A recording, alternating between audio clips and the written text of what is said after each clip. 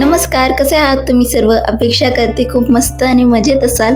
तर तुमचं सगळ्यांचं आहे ना आपल्या एका नवीन ब्लॉगमध्ये खूप खूप स्वागत आहे. तर आजकाल आहे ना खूप जास्त गरमी पडायला लागलेली आहे आणि त्यामुळे ना माझा जो हेअर केअरचा रुटीन आहे ना तो थोडासा आहे ना डिस्टर्ब झालेला आहे. नाहीतर मी काय करायचे, पहिले रात्री झोपताना आहे ना मस्तपैकी केसांची चंपी वगैरे करून घ्यायची आणि सकाळी मस्त हेअर वॉश करायचे. पण उन्हाळ्यामध्ये हे सगळं करायचं म्हटलं ना तर खूप जास्त चिडचिड होते. एक तर तेलाने चिपचिप होतं आणि दुसरं महत्त्वाचं म्हणजे संध्याकाळचा आपला स्वयंपाक असतो, त्यानंतर घरातली कामं, त्यामध्येच आपण खूप जास्त घामाघूम होऊन जातो आणि त्यानंतर मग ऑइलिंग वगैरे करायची म्हटलं तर अजून जास्त चिडचिड होते. त्यामुळे ना मी माझा शेड्यूल थोडासा चेंज केला आहे आणि सकाळी सकाळी उठून आहे ना मी सगळ्यात आधी माझ्या केसांना आहे ना ऑइलिंग करून घेतलं आहे, जेणेकरून माझी घरातली बेसिक कामं आवरेपर्यंत मस्तपैकी हे तेल माझ्या स्काल्पमध्ये मुरलं जाईल. तशी ही माझी ती सवयच आहे. मला उठल्याबरोबर आहे ना बाहेर येऊन बसायला खूप जास्त आवडतं. म्हणजे सकाळचं जे वातावरण असतं ना ते खूपच छान असतं. थंड हवा असते, सोबतच फ्रेश वातावरण असतं. अगदी मन अगदी प्रसन्न होऊन जातं आणि हे माझं ठरलेलंच असतं. उठून मी सगळ्यात आधी इथं येऊन बसते आणि कमीत कमी 10-15 मिनटं इथं घालवले की त्यानंतर मग दिवसाची सुरुवात होते. कारण की ना थोडंसं असं मोकळं हवेत बसलं ना तर खूप जास्त रिलॅक्स वाटतं. कधी कधी तर मला असं वाटतं मस्तपैकी अंथरून टाकावं आणि बाहेर मस्त थंड हवेत झोपावं. पण हे काही शक्य होणार नाही, सिटीमध्ये तर ॲटलिस्ट नाहीच. सगळ्यात महत्त्वाचं म्हणजे सेफ्टीचा इश्यू येतो आणि दुसरं म्हणजे डासांचा. खूप जास्त डास चावतात. त्यापेक्षा बरे आपल्या फॅनच्या हवेखाली, कूलरच्या हवेखाली घरात झोपा. पण खरंच खेड्यामध्ये जी मजा होती ना ती वेगळीच होती बरं का. मला अजूनही आठवतं उन्हाळ्याच्या सुट्टीमध्ये ना आम्ही सगळे असे बाहेर झोपायचो बाजीवरती वगैरे आणि खरंच ते दिवस खूपच छान होते बरं का. आणि महत्त्वाचं म्हणजे गावाकडे ना डासांचाही प्रॉब्लेम नसायचा, त्यामुळे ना तो सुद्धा प्रॉब्लेम नाही व्हायचा. तर काही अशा गोड आठवणींसोबत माझी दिवसाची सकाळ झाली आणि तुम्ही बघितलं असेल माझा मागचा ब्लॉग, त्यामध्येच मी तुमच्यासोबत शेअर केलं होतं की मी माझे जे एक काम होतं जे मी दुसऱ्या दिवशी ते करून घेतलेलं होतं, ते म्हणजे हे कपडे धुण्याचं. आणि सकाळी हे मस्तपैकी वॉश म्हणजे ड्राय झालेले आहे, तर यांनाही मी कलेक्ट करून घेते. तसे हे मशीनमधले कपडे धुतलेले असले ना तर ते खूप जास्त असे ओले राहत नाही, अगदी 2-3 तासामध्ये आरामात सुकून जातात. कारण की उन्हाळ्यामध्ये ऑलरेडी उष्णता असते, त्यामुळे त्यांना वाळायलाही जास्त वेळ लागत नाही. आणि माझा हा मुलगा, याला बसायला दुसरी कोणती जागाच भेटत नाही आजकाल. जेव्हापासून या स्टँडबद्दल त्याला माहीत झाले ना तेव्हापासून तो हा स्टँडचा वापर आहे ना बसण्यासाठी करतो. कधी कधी तर मला खूप धाक पडतो की बापरे एखाद्या वेळेस पडला की काय. आता मी थोडी कामात व्यस्त होते त्यामुळे माझं लक्ष गेलं नाही तर आतापर्यंत त्यांना 2-3 वेळा माझा आरडाओरडा ऐकलाच असता. बरं, असं आल्यानंतर मी त्याला खाली उतरवलं आणि त्यानंतर त्याचे नेल्स कट करायला घेतलेले होते. आतापर्यंत तरी माझ्याकडून ना प्रथमचं नेल्स कट करण्याचा शेड्यूल काही बसला गेलेला नाही. ज्या दिवशी मला वाटतं याचे नखं खूप जास्त वाढलेले आहे, ज्या दिवशी माझ्याकडून ऑब्झर्व होतं त्या दिवशी मात्र याचे नेल्स पहिले मी कट करत असते. नाहीतर तोपर्यंत माझ्या लक्षातच येत नाही की याचे नेल्स कट करायचे आहे. आई नो, तुमच्यापैकी बरेच जण मला जज करतील की कशी आई आहे. ऑब्व्हियसली असं नाही आहे. आठवड्यातनं कोणताही दिवस मी सिलेक्ट करते ज्या दिवशी मला वाटेल त्या दिवशी, आणि त्या दिवशीच एकदा नेल्स कट करून घेत असते. म्हणजे संपूर्ण आठवड्याभर टेन्शन नाही. प्रॉब्लेम फक्त एवढाच आहे की संडेला काढायचे का ट्यूसडेला काढायचे की फ्रायडेला काढायचं यातच थोडं कन्फ्युजन होतं, बस दुसरं काही नाही. नाही तर आठवड्यातनं एक दिवस आमचा सेट असतो की आज नेल्स कट करायचं म्हणून. त्यामुळे तुम्ही मला लगेचच जज करायला नका घेऊया.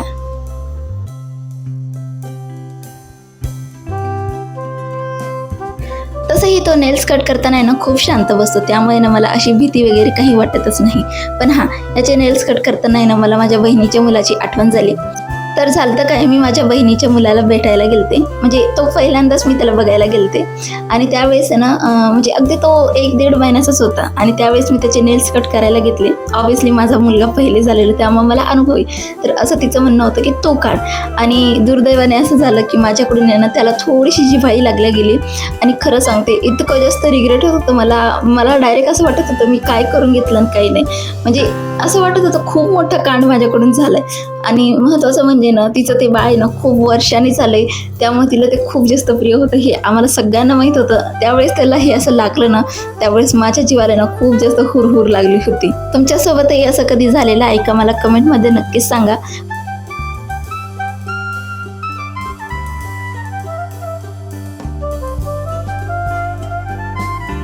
त्यानंतर मस्तपैकी चहा वगैरे झाला आणि माझी घरातली कामांची सुरुवात झाली. ती म्हणजे ना सगळ्यात आधी हे कपडे मला फोल्ड करून ठेवायचे होते. कारण की हे जर मी असे सोडून दिले ना तर कमीत कमी पुढच्या 2-3 दिवस हे असेच कोणत्या ना कोणत्या कोपऱ्यामध्ये लोळताना दिसतील. म्हणून सगळ्यात आधी ना हे सगळे कपडे मी रिसेट करायला घेतले. त्यानंतर मला बऱ्याच दिवसापासून आहे ना माझं बेडशीटसुद्धा चेंज करून घ्यायचं होतं. म्हणजे आठवड्यात नाही ना 2दा तरी मला बेडशीट चेंज करावं लागतं. कारण घरामध्ये एक लहान बाळ आहे, त्यामुळे ना कॉटवरती खूप जास्त पसारा होतं, काहीही सांडसांड होते. कारण की आमचं कॉट आहे ना हॉलमध्येच आहे, 1 RK आहे, त्यामुळे सगळं काही याच्यातच आहे. त्यामुळे असं थोडाफार प्रॉब्लेम होतो. पण बघायला गेलं ना तर प्रथम असा खूप जास्त समजूतदार झाला बरं का. म्हणजे त्याला सांगितलं ना एकदा की तू याच्यावर सांडू नको, हे खराब होतं, तर तो इतका समजूतदारपणे तो ॲडमिट करतो ती गोष्ट ना की तो पुन्हा ती करत नाही. आणि झालीच तर ती एकदा चुकून होते. तुम्हाला एक अनुभव सांगते मी. एकदा काय झालं, प्रथमला आहे ना उन्हाचा त्रास सुरू झाला होता. आय थिंक सो त्याला ऊन लागलं होतं आणि त्यावेळेस त्याला उलट्या होत होत्या. मी त्यानं 1दा-2दा बेडशीट खराब केलं आणि तिसऱ्यांदा मी त्याला सांगितलं, बाळा तुला जर उलटी आली ना तू एक तर बाथरूममध्ये जा, नाहीतर मग पाय पुसणे तरी शोधत जा, पण कॉटवर नको करत जाऊ, मग मला त्रास होतो. आणि खरं सांगते, मुलाने इतकं ते सिरियसली घेतात. ज्यावेळेस पण त्याला उलटीसारखं मळमळ वगैरे व्हायचं ना, तो सगळ्यात पहिले घाई खाली उतरायचा, पाय पुसणी बघायचा, नाहीतर मग पळत पळत बाथरूममध्ये यायचं.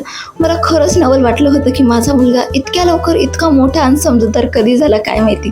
खरं सांगते, हे जेव्हा मी एडिट करते तुम्हाला सांगते ना, त्यावेळेस पण मला असं मनात खूप छान वाटते की माझा मुलगा इतका समजूतदार आहे म्हणून. तर इथे मी बेडशीट वगैरे चेंज करून घेतलं होतं आणि त्यानंतर आहे ना इथे मी फ्रेश वगैरे झाले, हेअर वॉश वगैरे करून घेतलं आणि प्रथमची आंघोळ वगैरे झाली. आणि त्यानंतर इथे मला स्वयंपाकाला लागायचं होतं. आणि हा मुलगा हा किचन ओट्यावरती का चढतो माहिती का, मी आता किचनमध्ये स्वयंपाक करणार आहे म्हणून हा इथेच बसतो. आणि इथं बसून बसून आहे ना तो एक तर साखरेचा डब्बा उचकतो, किंवा इथे मी फ्रीजपाशी चॉकलेट ठेवत असते तो चेक करत असतो, किंवा काही ना काही तो चेक करत असतो. आणि त्याची ही लुडबुड आहे ना अशी चढण्याची कधी कधी मला आहे ना खूप जास्त घाबरवून देते. कारण की कसं आहे, एखाद्या वेळेस मी कामात असले, पुढच्या हॉलमध्ये असेल किंवा मागे वारांड्यात असेल, आणि हा जर असा वरती चढून गेला तर मग माझी त्याची फजिती होते. कारण की त्याला चढता तर येतं पण उतरता येत नाही. आणि मी तसं आवाजाकडे लक्ष दिला नाही आणि तो उतरण्याच्या प्रयत्नात खाली पडला. हा विचार करूनच आहे ना माझं डोकं फार गरगरायला लागतं. म्हणून मी त्याला 1000 वेळेस समजून सांगितले की बाळा तू वरती नको चढत जाऊ, तू खालीच खेळत जा. पण आमचं बाळ आम्हाला तर किचन ओट्यावर बसून मस्तपैकी मम्माला स्वयंपाक करताना बघायचंय आणि लागल्या हाती साखरेच्या डब्यामध्ये पण हात घालायचा. फक्त एवढाच हट्ट आहे, दुसरं काहीही नाही बरं का. आता किचनमध्ये किती जास्त गरम होतं हे मला तुम्हाला वेगळं सांगायची गरज नाही. आणि तुम्ही बऱ्याच व्लॉगमध्ये माझ्या चेक केलं असेल, ज्यावेळेस पण मी किचनमध्ये काही काम करत असेल ना, त्यावेळेस माझा मुलगा माझ्या शेजारीच असतो किंवा माझ्या आसपासच्या एरियामध्येच खेळत असतो. म्हणजे मी जर किचनमध्ये असेल आणि तो जर हॉलमध्ये असेल तर असं कधीच होणार नाही. मी जिथं असेल तिथंच तो असतो. तर आज मी सकाळीच ठरवून घेतलं होतं की मला स्वयंपाकामध्ये काय बनायचं, त्यामुळे काही एवढं काही टेन्शन नव्हतं.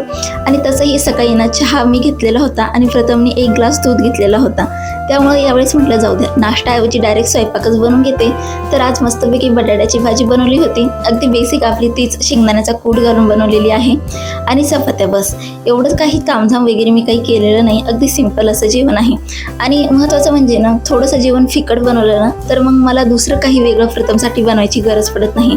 जे बनवलंय तो आरामात खाऊन घेतो. पण काही असो, प्रथमच्या चक्करमध्ये ना माझं जे तिखट खाण्याचं प्रमाण आहे ते बऱ्याच प्रमाण कमी झालेलं आहे बरं का.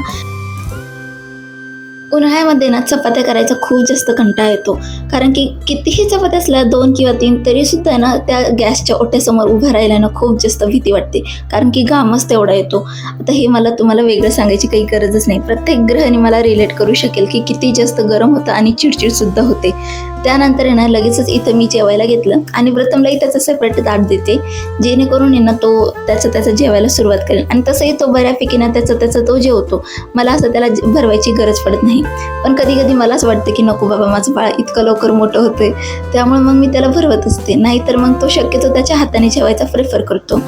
आणि त्याला हे सवय लावण्यासाठी ना मला खूप जास्त असे एक्स्ट्रा एफर्ट घ्यायची काही गरज पडलेली नाही आहे. फक्त त्याला आहे ना थोडंसं आनंदमय म्हणून आहे ना त्याची आवडीची ताट आणि आवडीची वाटी काढून द्यायची आणि त्याच्या मनानुसार त्याला जेवायला वाढलं की तो स्वतःहून जेवायला बसतो. असं नाही की तो अजिबात नखरे करत नाही, जेवताना करतो. पण त्याला माहिती आहे आईने एकदा सांगितलं ना नंतर ती बोलणार नाही. त्यामुळे ना त्याला हे चांगल्या पद्धतीने माहिती आहे की आपल्याला जर जेवायचा टाईम आहे तर जेवायचंच आहे. कारण की त्याला नंतर माहिती आहे आई देणार नाही. खूप जास्त नाही पण थोडंफार तरी त्याला मी स्ट्रिक्ट असं वागवत असते. जेवायच्या टायमिंगला जेवायचं, खेळायच्या टायमिंगला खेळायचं, झोपायच्या टायमिंगवर झोपायचं, असं मी त्याचं थोडंफार शेड्यूल ठेवत असते. आणि हो, असं कन्सिडर करू नका बरं का शेड्यूल म्हणजे अगदी प्रॉपर टायमिंगचा शेड्यूल असेल असं नाही. दिवसामधून ही सगळी कामं होतात, पण एवढं आहे की टायमिंग जो आहे तो मुलाच्या कंडिशन बघूनच तो स्विच केला जातो. असं नाही आहे की 1 म्हणजे 1ला झोपायचं, 8 म्हणजे 8ला जेवायचं, असं काही नाही. प्रथम आता सध्या टॉडलर फेजमध्ये आहे आणि बऱ्यापैकी बोलायला सुद्धा लागलेला आहे. त्यामुळे त्याला काय हवं आहे, काय झालं आहे हे सगळं त्याला सांगता येतं. म्हणजे खूप जास्त असं क्लिअर नाही, पण मला कळतं इतपत तो सांगतो. त्यामुळे मला असं टेन्शन राहत नाही. त्याला जर भूक लागली ना तर तो तोंडाने सांगतो की मला भूक लागली, हे जेवायचं आहे, ते जेवायचं आहे. इनफॅक्ट तो मला इन्स्ट्रक्टसुद्धा करायचे की मला आज काय खायचं आहे.